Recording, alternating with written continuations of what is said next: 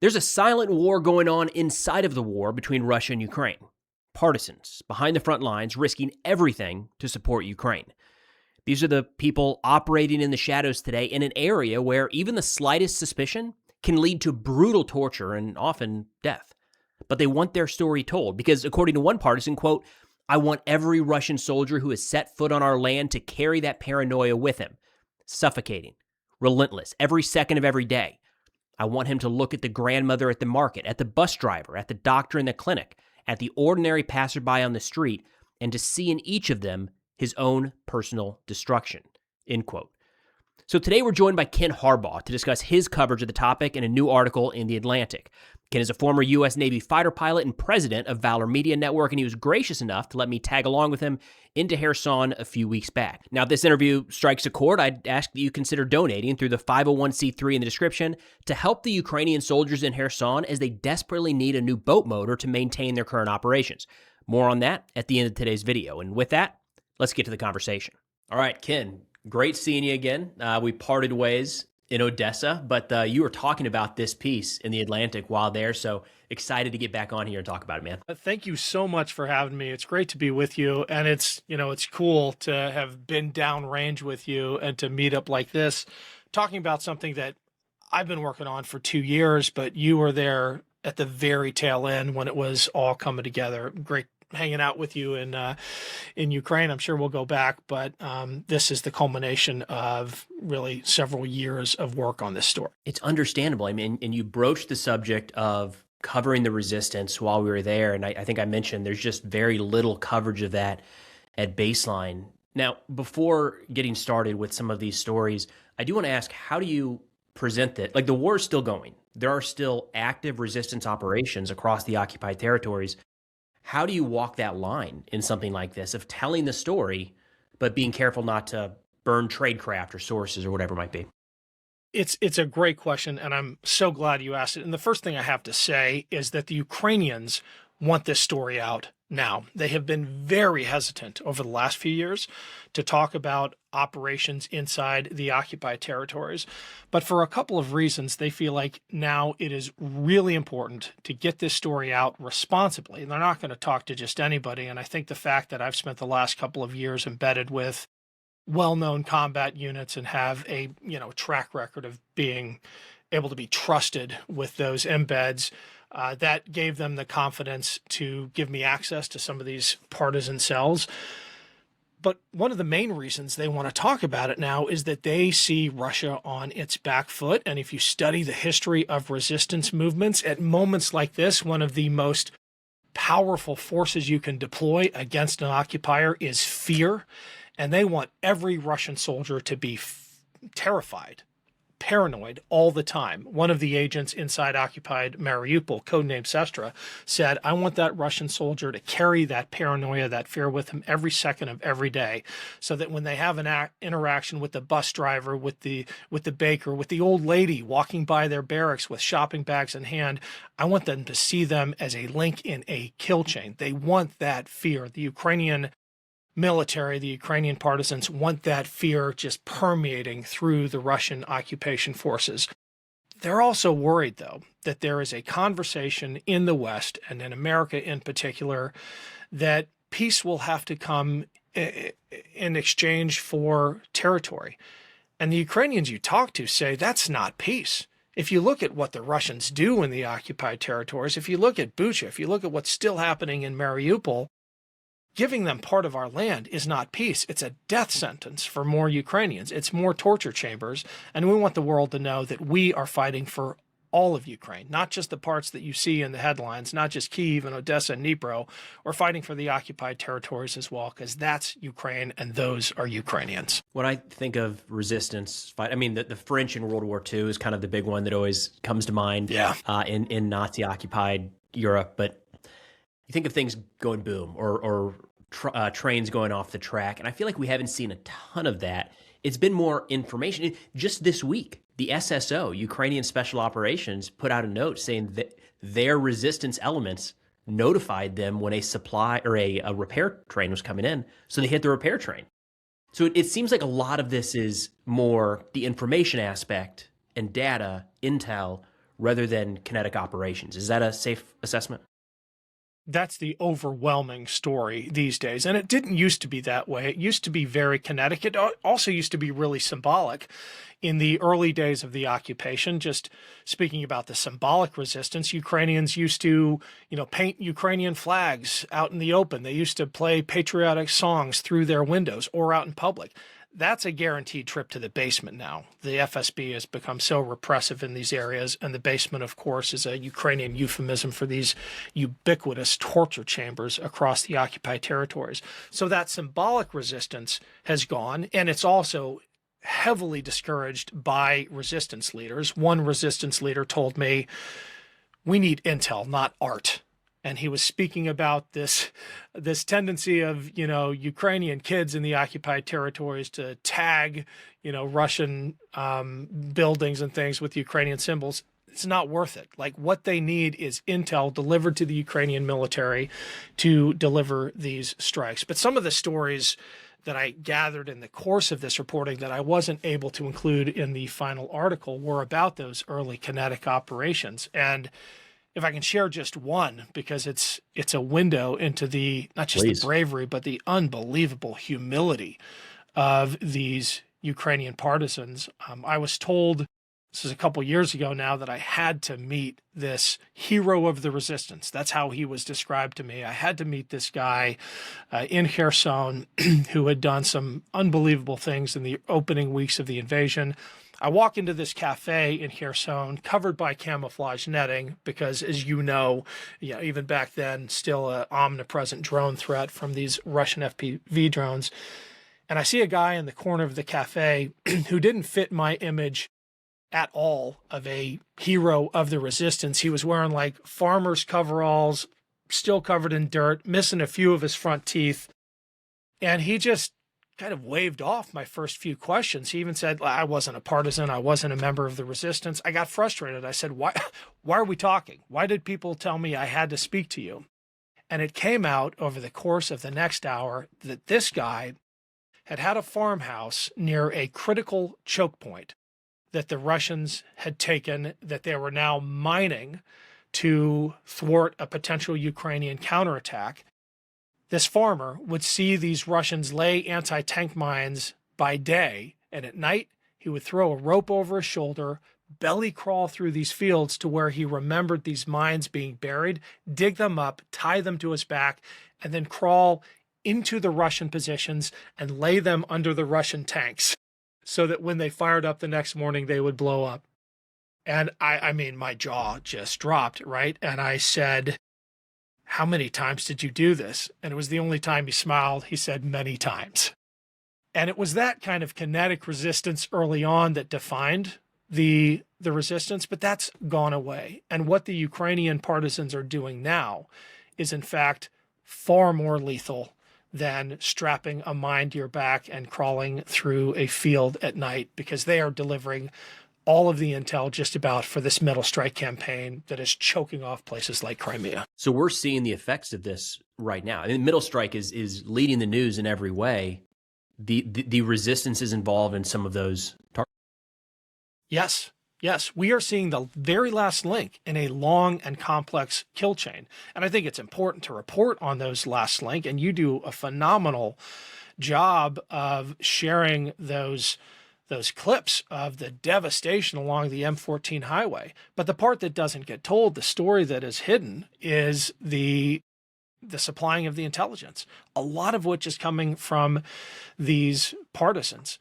And they are relaying it in some really creative ways through encrypted apps to their handlers. It gets to the Ukrainian military units, and they launch these strikes. And the tightness of that loop now is really, really impressive, including vetting of targets. One of the aspects of this intelligence collection and the vetting loop is the use of Ukrainian diaspora outside of Ukraine. I talked to a woman who grew up in a village that is in occupied Ukraine right now, and knows everything about the village she grew up in, which is now an epicenter for some of these attacks. And when they get coordinates from an agent inside Ukraine, the Ukrainian military wants to make sure those coordinates are verified. One, because they don't want to hit civilians. Two, they want to make sure their agent hasn't been co-opted or their identity taken, and they're now using the encrypted app.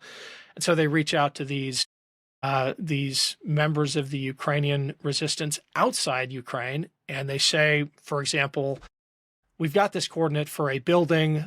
The agent says it's a warehouse. They say it's a specific warehouse with a basement that we think is holding ammunition. We think it's an ammunition dump. Does that ring a bell? And this woman said, absolutely. We used to make out there in high school all the time. I know it well. And then they'll vet the target and they'll launch a strike. And the speed of that loop can be really, really tight. I mean, it doesn't usually happen this fast, but I was talking to one agent in Mariupol who said that she was still in a chat with a Russian soldier when a drone struck his position after she had gotten coordinates from the catfishing op. A 15-minute turnaround in that case. Is catfishing and kind of the honeypotting, is that something that we're seeing a lot of still? It feels like that's going to be worked throughout. Yeah, that is a story as old as war itself. I lead with that because it's catchy, right? Because it grabs the attention. Most of the intel is coming from just field work, tradecraft, identifying positions through observation. But some of the more sensational examples are coming from those online relationships that agents are developing with Russian sources who have no idea that they're talking to an agent. They think they're talking to, their next date. And it turns out they are themselves now part of the kill chain. So yeah, that is definitely happening. And there are elements of that I can't talk about, but the Ukrainians' innovativeness in this area is fantastic. And they even have a course, supposedly. I could not get confirmation except in a conversation I had with an SBU Academy instructor who, as soon as I mentioned this, he sort of leaned back and smiled. It was all the confirmation I needed about this course at the SBU Academy, in which cadets actually have to build an online relationship with a Russian occupier in order to pass the course. And in order to get the highest grade, they have to deliver target coordinates to the professor by the end of the course. Yeah. Serious course. Yeah. So we're seeing the battlefield is transparent in so many ways that it hasn't been before. There was a story recently of satellite imagery with like a 2-hour delay showing Ukraine the effects of some of these strikes. Of course, there's the drones. What is the value of, because it's incredibly risky, what is the added value these partisans on the ground are providing to that? So a lot of the targets that they're identifying really can't be found any other way. The Russians have moved into, it's not like they're in World War II style compounds with barbed wire and watchtowers and checkpoints and stuff. They're living in apartment buildings, in hotels, or what used to be hotels. Sometimes the Ukrainians are actually targeting individuals. Like they're targeting senior commanders. They find out where they live in the community. And that's the kind of strike that requires a really quick turnaround, because I have to imagine these Russian commanders move pretty frequently. But it's intel like that is hard humid. It's not the type of stuff that satellites or SIGINT can get very readily. But if you're embedded in the community, if you're a part of the community, if you're the local baker or delivery person, some of these partisans are even volunteering for aid organizations. Just like the Ukrainians, the Russians have some NGOs that provide equipment and care packages and things like that to Russian units, and Ukrainians are part of those. And if they're delivering aid packages, care packages with toothpaste and soap to a Russian unit, that could well be target development. And again, the Ukrainians want this known. They want the Russians to be afraid of every interaction they have. There was a report from a group called Molfar that came out a few months ago, and it was about that. It was a Russian volunteer handing off supplies, and he was showing his audience, the donors, hey, here's the guys we gave this stuff to, and based off of a patch, they were like, oh, that's an air defense unit, and they just went 1, 2, 3, 4, there it is, and they found the battery location just off of something like that. So if you've got people actually on the ground handing it off, that could be a trove of information. Yeah, it is. And the Ukrainians has just gotten so good at not only collecting this, but transmitting. And the Russians are working really, really hard to counter it. I mean, every single phone sold in the occupied territories now is controlled by the FSB for all intents and purposes. They come preloaded with an app called, and this is about as Orwellian as it gets, the app is called Druj, which means friend in Russian. And the friend app on your phone in Ukraine, in occupied Ukraine, reports back to the FSB every photo you take, your location, every text you send. If you try to delete it, it makes note of that and keeps running in the background. And if you are caught passing through a checkpoint with a phone that does not have this app installed, or even worse, has an encrypted app like Signal on it, you're going to the basement. Can you talk a little bit about what that means? When you say go into the basement, you say Russian torture. This to me is kind of the crux of partisan activities, what they're risking. Yeah, this is in some ways a no-go area for me, not because of OPSEC, but just sort of the, emotional barrier that I insist on. When I'm talking to someone who's been through this experience, I don't ask them about it. And I'll give you a good example of this. I was talking to a young girl who was 11 years old, almost identical to my daughter at the time. She was 11 at the time the Russians occupied her village in Kherson, or just on the outskirts of Kherson. And before our conversation started, she apologized to me for her stutter and said, I didn't used to have this problem until the Russians took me to the basement. And you don't ask a follow-up question to something like that. You don't ask she was 13 years old at the time. You don't ask a 13-year-old what the Russians did to you in the basement. But I do know, having interviewed the head of the women's center at the major hospital in Kyiv, that the steady stream of sexual assault survivors that they treat from the occupied territories ranges in age from 4 to 75 years old, that they have become a world leader in gynecological reconstructive surgery because of what the Russians do in these occupied territories, an accomplishment that they are in no way proud of, by the way. And it forces you to wrestle with, or to answer for yourself the question, why are women the backbone of the resistance? Other than being very good at it, they have a really good reason to hate the Russians. That's the type of stuff where I never know how to correctly approach that. Is that type of information needs to be known, but it's hard to even think about it, let alone talk about it. And to your point, I can't imagine interviewing somebody that went through that and trying to ask details to tell that story. That's wild. 2026, that's happening. That's insane. Yeah, in Europe. Have there been any concerns or instances of kind of collective punishment? That's something I think of with partisan activities, is a shot rings out from this Polish village, so the Soviets burn it all down, or the Nazis burn it all down. Is there anything like that you picked up on? Yeah, I mean, absolutely. There are the headline examples. Bucha can't be described as anything other than a bloodlust-driven collective punishment. I mean, I've been to the mass grave there. It wasn't soldiers. It was bullet holes in the backs of heads with hands tied behind them. Mariupol, the theater bombing. I hope you've talked to James Verini. If you haven't, you should. I mean, a Russian pilot dropped probably two bombs on a theater with 1,000 women and kids in it to terrorize the city of Mariupol for the gall of defying the Russian siege. Yeah, this is happening all the time. And sometimes it's not mass collective punishment. Sometimes it's just setting an example to intimidate, terrorize, create some kind of psychological pressure on the resistance. The example that the head of the Mariupol resistance gave me was the torturing of two young teenagers, tortured so badly that their bodies were never returned to their families. And it was incidents like that that led the resistance to impose an absolute ban on children participating in the resistance. Kids early on did help the resistance, largely because it was so disorganized, because they were figuring it out as they went.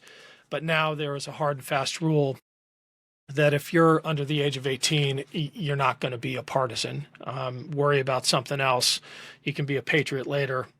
In fact, the actual quote the partisan commander gave me, he said, when they turn 18, they'll get their chance. I asked him, their chance for what? And he said, their chance to be heroes. And I knew what he meant. He meant when they turn 18 in the occupied territories, then they'll get the chance to die for their country. I mean, and as a father, that hit me right here and made me think, I never, ever want my kids to have a chance to be heroes. So no children, and that makes sense from a couple different perspectives. Very few military-aged males in the occupied territories, I would imagine. So women. Seems like women are the backbone here. They are. And women that the Russians, because like chauvinism and sexism is just riven through their culture, especially their military, women that the Russians normally wouldn't suspect. But the Ukrainian resistance has reached the point where they want them to suspect everybody. Again, we're at the stage in the war where the resistance has made the decision. We want the occupier to be afraid all the time. Have you noticed a difference? There's some of the areas like Kherson and Mariupol, that is a new occupation compared with areas of Donetsk and Crimea. Were you able to tell any difference between how the resistance operates in different areas? Is it maybe stronger in some of the newer areas, stronger in the older areas? It's stronger in the newer areas. Some of that might be, honestly, logistical and geographic, but it's also, I'm sure, a function of the Russians' behavior in these areas. In some areas of Donetsk, there is more historic sympathy. In fact, in some of the newer areas, initially there was real sympathy for the Russians. They were just so steeped in some of the propaganda. Some people believed that the Russians were coming to, eliminate the Nazi scourge. That sentiment evaporated pretty quickly. There was, I think we together heard the story of this old woman in this village near Kherson. The Russians took over her house, saw a metal box on the wall and said, "Open it up. We know you have money or jewels or whatever." She said, "It's a water heater." The response was, "That's not a thing. There's no such thing as Black a water magic." heater." And they didn't believe her until they shot it full of holes and water started pouring out. She was a Russian sympathizer until she actually met Russians. I think that has happened throughout the occupied territories, the newly occupied territories. Whatever sympathy there was evaporated the moment Ukrainians actually got to meet Russian soldiers. Do you know, are some of these resistance folks making the decision to stay and fight versus leaving? Yes. I know Yes. it's not as easy as just walking across the line, so I don't want to present it that way, but it seems like they might be able to smuggle themselves out based off of everything they're doing. So they're choosing to stay and fight. They're choosing to stay. And this is, for me, the most unfathomable part of the psychology.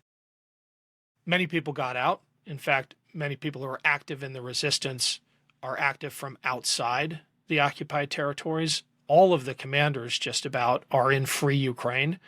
Anybody with comprehensive knowledge of the resistance, they can't afford having them in the occupied territories. In fact, those in the occupied territories, in many cases, are operating as units of one. I mean, the idea of the autonomous cell reaches its logical minimum in a place like Mariupol, where you might be an agent for the Ukrainian military and have no idea that there are 5 other agents in your apartment complex. All you know is that you're communicating with your handler over this encrypted app on this secret phone.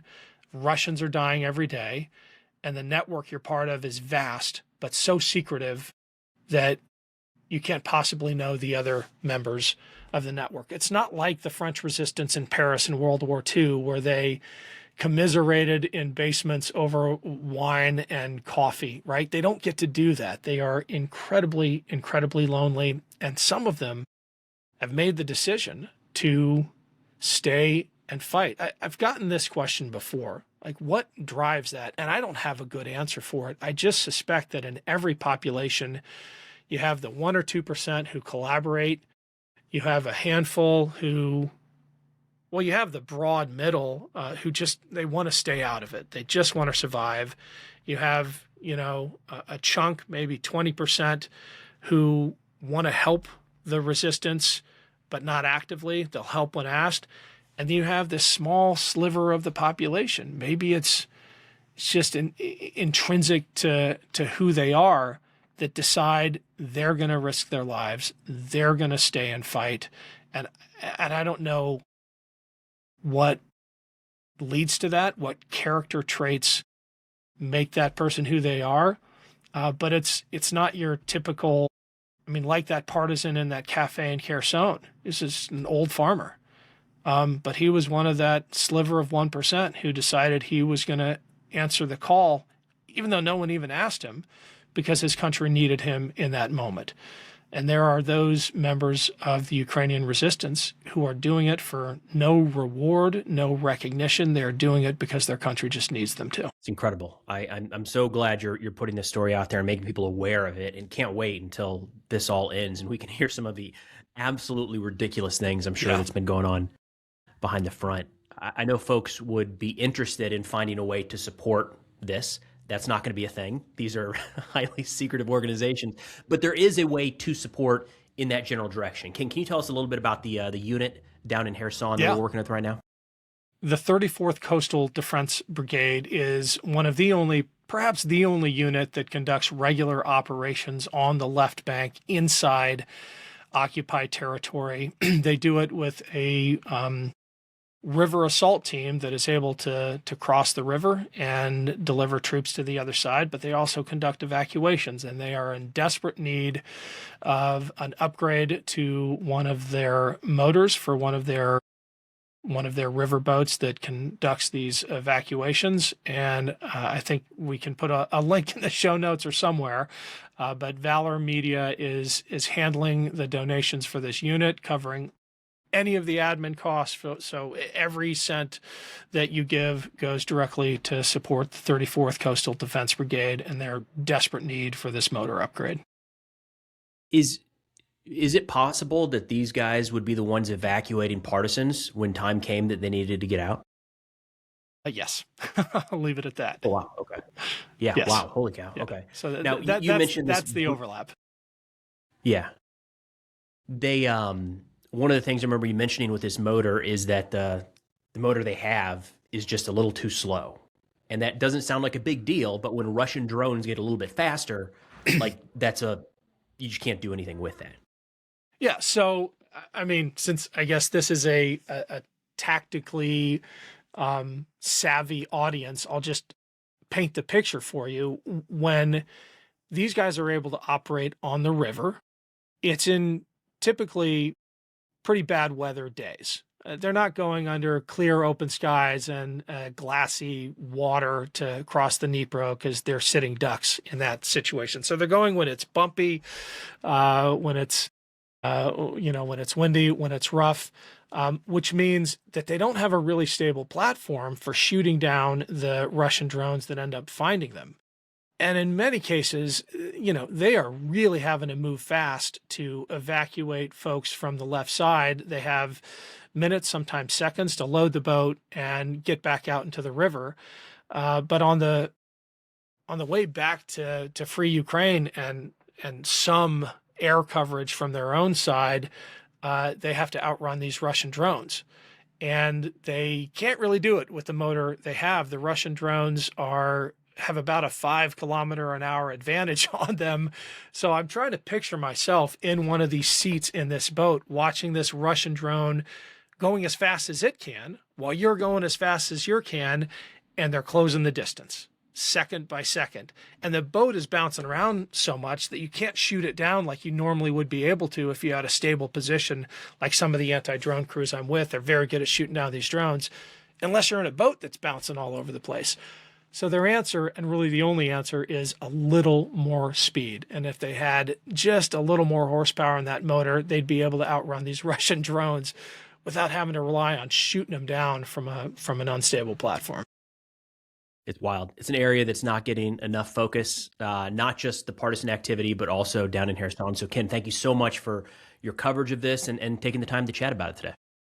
Thanks, Preston. As always, great talking with you, and thanks for the help with the fundraiser. All right, so thank you so much to Ken for taking the time to walk through all that today. There's a gift link to that article in the description. Ken was kind enough to share that, so you can read it in its entirety. You can share it with friends and family. It's a pretty powerful piece, to say the least. I have conflicting emotions here. There's some of this stuff is brutal and awful and sad, but also inspiring and heroic, and it's a lot. It's hard to imagine that this is happening right now, like today. As you're watching this, there's partisan activity happening, people risking their lives right now behind the front lines in occupied Ukraine. Now, on top of that, for anybody interested and able, we do have a fundraiser to support the soldiers in Kherson, getting them a new boat motor. This is a group that Ken has worked with and is regular contact with, help them get back and forth across the Dnipro safer and faster as they're trying to outrun some of these Russian drones. So again, source article, gift link, and then the link to the campaign to help out those soldiers will all be in the description below. But that's all we got for now. Thanks for watching, and I'll see y'all next time.